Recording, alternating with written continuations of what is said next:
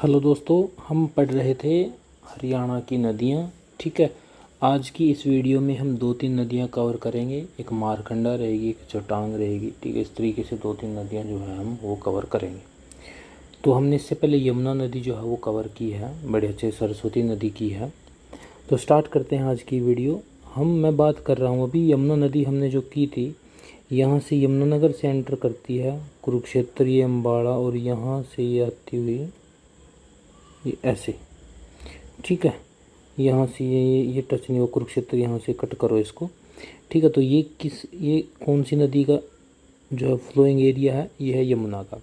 अब मैं बात कर लेता हूँ, एक नदी आती है जी, छोटी सी नदी है, वो कहाँ से एंटर करेगी, आपके पंचकूला से एंटर करेगी और कुरुक्षेत्र तक जाएगी। सॉरी, अम्बाड़ा से एंटर करेगी, कुरुक्षेत्र तक जाएगी। इस नदी को आप क्या बोलोगे जी? मारकंडा। मारकंडा नदी बोलोगे। और एक नदी आएगी ऊपर से जो पंचकूला से प्रवेश करेगी और अम्बाड़ा से होती हुई उसके बाद कैथल आएगी, कैथल के बाद फतेहाबाद, और फिर कहाँ चली जाएगी? सिरसा। और उसके बाद फिर कहाँ चली जाएगी? आगे राजस्थान में जो है वो चली जाएगी। उसको आप क्या बोलोगे? उसको आप बोलोगे इम्पोर्टेंट नदी है घग्गर नदी। ठीक है, तो ये, और उसके बाद छोटी छोटी नदियां हैं कुछ जो है वो दक्षिण साइड में, जैसे साहिबी नदी है वो दक्षिण के साइड है। तो ये एक मैंने एक रूट बताया है कि कौन कौन सी नदी मुख्यतः जो है वो कहाँ पर है। तो तीन चार ही नदियाँ मेन है, उसके बाद तो सारी की सारी क्या है, इनकी सहायक नदियाँ हैं। ठीक है, तो अब हम स्टार्ट करेंगे जी आपकी मारकंडा नदी के बारे में। ओके, स्टार्ट करते हैं आज की वीडियो।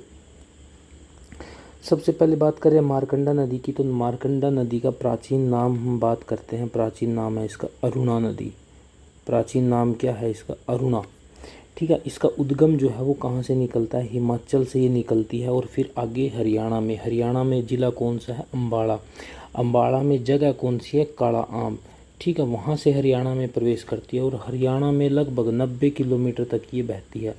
तो राज्य में इसकी लंबाई कितनी है जी? 90 किलोमीटर है। इंपॉर्टेंट रहेगी मारकंडा नदी। अभी मैंने आपको बताया भी था कहाँ कहाँ से, अम्बाड़ा से आगे कुरुक्षेत्र में ही चली जाती है बस। और वहीं फिर ये किस में मिल जाती है? सरस्वती नदी में। कहाँ पे मिलती है आगे हम डिस्कस भी करने वाले हैं। अच्छा, अभी मैंने आपको फ्लोइंग एरिया बताया है इसका, कहाँ से एंटर करती है? ये करती है जी अम्बाड़ा से एंटर। अम्बाड़ा से एंटर करके कहाँ पे चली जाती है? कुरुक्षेत्र में चली जाती है और वहाँ पे किससे मिलती है? सरस्वती नदी से। इसका मतलब ये कहाँ कहाँ बहेगी? अम्बाड़ा और कुरुक्षेत्र में बहेगी। और अगर इसमें बाढ़ आएगी, किसमें? मारकंडा नदी में अगर बाढ़ आती है तो किस किस जिले को अफेक्ट करेगी? जाहिर सी बात है, अम्बाड़ा को करेगी और कुरुक्षेत्र को जो है ये इफेक्ट करने वाली है। तो वर्षा के दिनों में अम्बाड़ा और कुरुक्षेत्र में बाढ़ का जो कारण बनेगी वो कौन सी नदी बनेगी जी आपकी? आपका आंसर रहेगा जी मारकंडा नदी।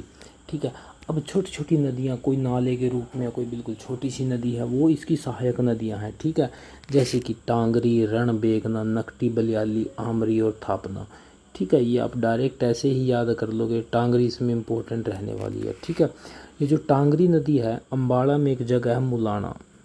अम्बाड़ा में एक जगह है मुलाना, जहाँ पे क्या है? यूनिवर्सिटी है, एक बहुत बड़ी यूनिवर्सिटी है। ठीक है, तो टांगरी जो नदी है वो मुलाना के आसपास, मुलाना कहाँ पे पड़ता है जी? अम्बाला में पड़ता है। तो इसके आसपास ही ये मारकंडा नदी में मिल जाती है। ठीक है, और फिर आगे मारकंडा नदी किस में मिलती है जी? सरस्वती नदी में मिलती है। कहाँ पे मिलती है? सेनीसा झील में। सेनीसा झील कहाँ पे है? कुरुक्षेत्र में है। कुरुक्षेत्र की भी अगर मैं पर्टिकुलर जगह की बात करता हूँ तो ये है पेहवा में। पेहवा में है सेनीसा झील। ठीक है, तो याद रखना है, जो टांगरी नदी है, जो टांगरी नदी है वो किसकी सहायक नदी है? मारकंडा की सहायक नदी है। और मारकंडा किसकी सहायक नदी है? सरस्वती की सहायक नदी है। और सरस्वती किसकी सहायक नदी है? घग्गर की सहायक नदी है। ठीक है, तो ये बात आप याद रखोगे। ओके, तो ये थी हमारी मारकंडा नदी। ठीक है, उसके बाद हम बात कर लेते हैं जी चेटांग नदी, दृष्टवती नदी, चेतांग, ये तीन चार सेम से नाम है इसके। ठीक है, अच्छा, प्राचीन समय में इस नदी को शूद्र नदी या फिर कंग नदी भी जो है वो कहा जाता था। ठीक है, शूद्र नदी किसको? चेतांग को, या फिर दृष्टवती नदी जिसको आप बोलते हो। इसकी सहायक नदी कौन सी है? सरस्वती इसकी सहायक नदी है। अभी मैंने इसके बारे में क्यों नहीं बात की, अभी आपको समझ में आएगा। ठीक है, सीसवाल सभ्यता, सीसवाल कहाँ पे? हिसार में है। जो सीसवाल सभ्यता है वो भी इसी के किनारे बसी थी, ये इम्पोर्टेंट बात हो जाती है कि चेटांग नदी के किनारे कौन सी सभ्यता बसी है, तो आपका आंसर क्या रहेगा, सी सवाल, जो कहाँ पे है, हिसार में है। भूवैज्ञानिकों का मानना है कि अरावली में, अरावली पर्वत श्रृंखला रहेगी ना, जो जो जो है वो दिल्ली से लेकर के हरियाणा राजस्थान होते हुए आगे गुजरात तक है, तो इसमें भूकंपीय गतिविधियाँ हुई हैं, तो उसके कारण नदी ने जो है पूर्व की ओर बहना शुरू किया है, जो आज साहिबी नदी का मार्ग है।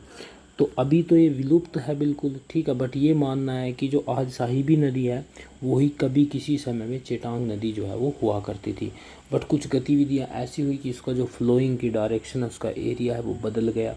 आज उसको जो है साहिबी नदी जो है लोग बोलते हैं, बट वैज्ञानिकों का मानना है कि ये ही जो है वो चेटांग नदी है, ठीक है, तो याद रखोगे इस बारे में। अच्छा, अब एक बात ये भी आई है कि उत्तर वैदिक काल में यमुना व सरस्वती नदी जो थी, इसके बीच में कौन सी नदी बहती थी, चेटांग नदी जो है वो बहती थी, ठीक है, ये भी बात आप याद रखोगे। इंपॉर्टेंट बात इसमें क्या रहेगी, सीसवाल सभ्यता वाली। ऐसे एक राक्षसी नदी, राक्षसी नदी कहाँ पे मिलेगी आपको, शिवालिक की पहाड़ियों से काटकर यमुना नगर के मैदानी क्षेत्र में प्रवेश करके कुरुक्षेत्र के जो लाडवा है उसके निकट है चेटांग नदी में जो है ये क्या हो जाती है, मिल जाती है राक्षसी नदी। राक्षसी नदी एक जो है वो नाला टाइप है। मुख्यतः आप याद रखोगे राक्षसी नदी कहाँ पे है, राक्षसी नदी को आप याद रखोगे जी कुरुक्षेत्र में है। कुरुक्षेत्र में भी अगर पर्टिकुलर जगह आ जाती है तो आपका आंसर क्या रहेगा जी, लाडवा जो है वो आपका पर्टिकुलर जगह का रहेगा। उसके बाद हम बात कर लेते हैं जी घग्गर नदी के बारे में। घग्गर नदी का मैंने अभी आपको मैप भी बताया था जो है, यहाँ से बात करेंगे हम। सबसे पहले आएगा जी आपका पंचकूला, पंचकूला के बाद फिर ये कहाँ पे चली जाएगी जी, अम्बाड़ा में। कहाँ पे चली जाएगी, अम्बाड़ा में।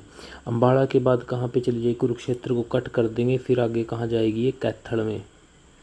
कैथल के बाद फिर ये कहाँ जाएगी, जींद को हम कट करेंगे और उसके बाद आएगी यहाँ पे ये फतेहाबाद में। और फतेहाबाद के साथ ही क्या लगता है जी, सिरसा लगता है, सिरसा में जाएगी। और फिर कहाँ पे चली जाएगी, ये राजस्थान में चली जाएगी और वहाँ पे जो है ये ख़त्म हो जाएगी, रेगिस्तान के मरुस्थल में जो है ये विलुप्त हो जाएगी। अच्छा, मेन बात क्या है, पंचकूला, पंचकूला से एंटर करेगी, मतलब ये शिवालिक से निकलेगी, ये नदी शिवालिक से निकलेगी और लास्ट में कहाँ पे चली जाएगी जी, मरुस्थल में ये चली जाएगी।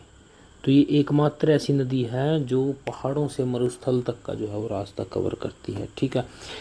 ये डिस्ट्रिक्ट कितने कवर किए हैं मैंने, इसमें 5 डिस्ट्रिक्ट कवर किए हैं, पंचकूला, अम्बाड़ा, कैथल और लास्ट में फतेहाबाद और सिरसा, ठीक है। अब हम बात करते हैं इसके कुछ फैक्ट जो है या फिर और कुछ चीज़ें जो रिलेटेड हैं उससे हम बात करेंगे। इसका उद्गम की बात कर लेते हैं। सिरमौर ज़िला है किसका, उत्तराखंड का, इम्पोर्टेंट रहेगी। डागसई जगह है, वहाँ से निकलती है पंचकूला जिला, पंचकूला जिला में जगह है कालका, हरियाणा में प्रवेश करती है, ठीक है। कहाँ से निकली, उत्तराखंड से निकली, हरियाणा में कहाँ पे आई, पंचकूला के पास आई। पंचकूला में आगे कौन बैठा था जी, कालका, कालका से जो है ये क्या कर जाती है, एंटर जो है वो हरियाणा में कर जाती है। जैसे ही ये हरियाणा में एंटर करेगी, आपने जो अभी मैप में भी देखा होगा ये सीमा बनाती है, 2 नदियाँ सीमा बनाएंगी हरियाणा की। एक नदी तो कौन सी बनाएगी, यूपी के साथ बनाएगी, नाम है जिसका यमुना। और दूसरी नदी कौन सी बनाएगी, दूसरी नदी पंजाब के साथ बनाती है जी, ये है आपकी घग्गर नदी, ठीक है। तो हरियाणा की उत्तर पश्चिमी सीमा में बहती है ये, ठीक है, और यमुना नदी पूर्व सीमा में। अम्बाड़ा पंचकूला, अम्बाड़ा, कैथल, फतेहाबाद, सिरसा से राजस्थान के हनुमानगढ़ से रेगिस्तान में जो है वो प्रवेश कर जाती है। अभी मैंने आपको बताया था कि ये जो है वो 5 डिस्ट्रिक्ट हैं। सबसे पहले आएगा पंचकूला, पंचकूला के बाद अम्बाड़ा, अम्बाड़ा के बाद आएगा कैथल, कैथल के बाद फतेहाबाद और सिरसा बिल्कुल साथ साथ हैं दोनों डिस्ट्रिक्ट, ठीक है। तो 5 जिलों में जो है ये फ्लो करेगी। अच्छा, अब जैसे ही ये राजस्थान में जाएगी तो जाहिर सी बात है कई बार वहाँ पे के अलग लोग हैं, भाषा अलग है, संस्कृति भी थोड़ी सी अलग है, तो वहाँ पे इसका नाम जो है वो चेंज हो सकता है। तो वहाँ पे इसका नाम क्या है, राजस्थान का शोक भी कहा जाता है। डायरेक्ट क्वेश्चन आएगा, राजस्थान का शोक किस नदी को कहा जाएगा, तो आपका आंसर क्या आएगा जी, घग्गर नदी को। मृत नदी, वहाँ पे जा कर के सूख जाती है, अच्छा खासा पानी था, वहाँ पे जा कर के बिल्कुल सूखी, तो उसको क्या बोलेंगे, मृत नदी। सरस्वती नदी भी कहीं बोलते हैं, लेटी हुई नदी भी इसको बोलते हैं। तो ये 4-5 नाम है, बड़े अच्छे से याद रखो कि मृत, लेटी हुई, सरस्वती, राजस्थान का शोक, सारे के सारे किससे रिलेटेड है ये सारे के सारे रिलेटेड है जी घग्गर नदी से, ओके, याद रखोगे ये बात। अच्छा, इस नदी, अब ये बात आ जाती है, एक तो नैली और एक चो, ये 2 इंपॉर्टेंट चीज़ें रही, नैली और चो। क्या है ये नैली, इस नदी के जो बाढ़ का मैदान रहेगा, इस नदी के बाढ़ का मैदान, किस नदी का? घग्गर नदी का जो बाढ़ का मैदान रहेगा उसको आप क्या बोलोगे? नैली बोलोगे, नैली। और इस नदी में जो छोटे छोटे नाले आकर के मिलेंगे, छोटे छोटे आकर के नाले, उन्हें क्या बोलोगे? चो। तो दो चीज़ें हमने पढ़ी हैं, एक तो हमने पढ़ी है नैली। नैली किससे रिलेटेड है जी? मैदान से। किसके मैदान से? घग्गर के मैदान से, ठीक है। उनको क्या बोलेंगे आप? नैली। और चो किसको बोलेंगे? चो। चो बोलोगे आप किसको? छोटे छोटे जो नाले हैं, जो नाले हैं जो दौड़ते हुए आए और कहाँ पे आकर के गिर गए? घग्गर नदी में गिर गए, उनको चो बोलेंगे।